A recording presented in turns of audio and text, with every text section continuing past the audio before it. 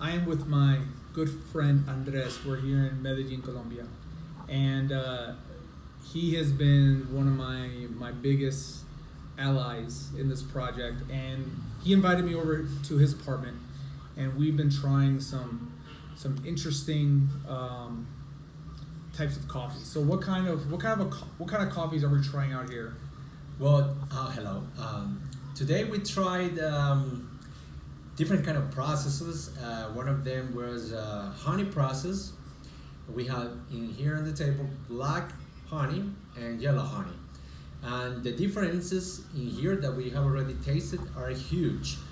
Meanwhile, the black one, it was a very sweet coffee, like chocolate, like a dark chocolate, and good body perception in our mouth. It was kind of heavy as well, because the black honey has, when in the process, black honey doesn't have any pulp, but it has the whole mucilage in it. I mean, the fleshy, the sugary stuff in the seed.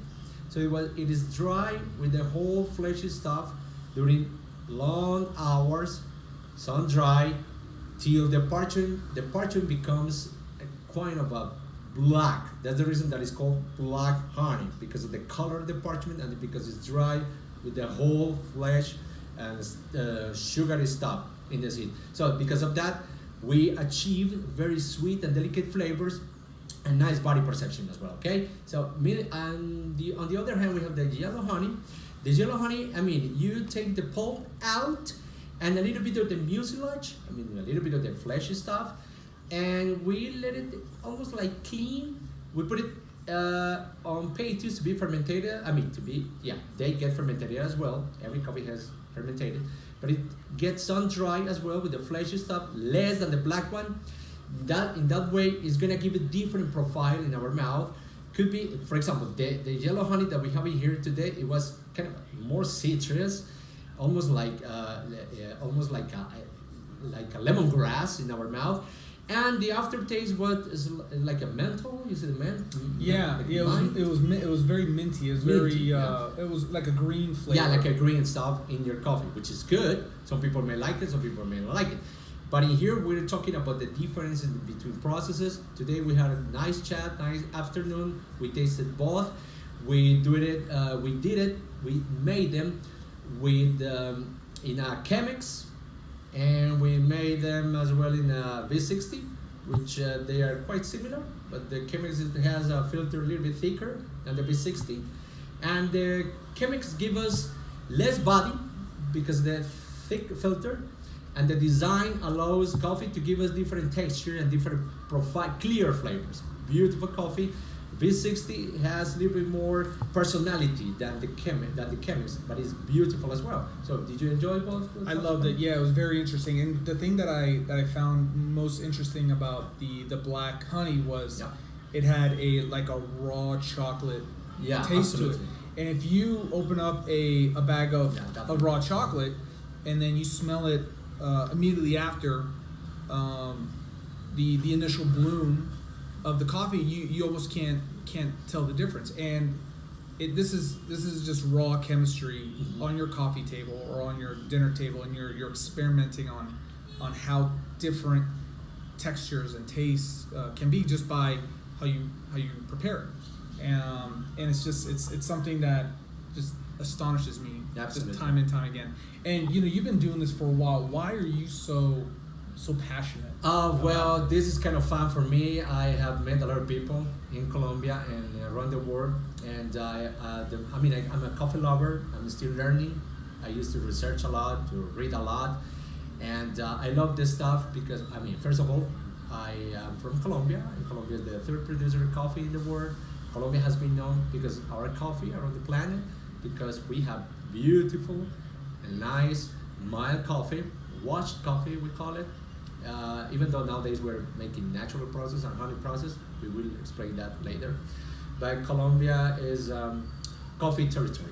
So because of that, I got in love with coffee. I am not a coffee farmer, but I love creating new fragrances, new smell, and new flavors in every cup of coffee that we drink every day, because coffee is fun.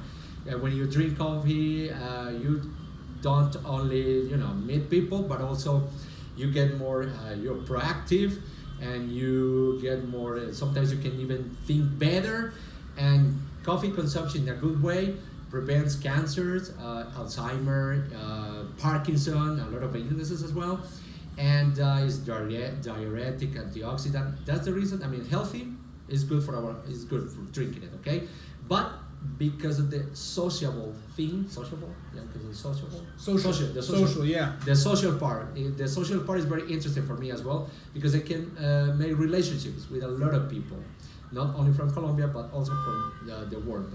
I am still a coffee lover, learning about this beautiful seed that is the second most consumed drink in the planet after water.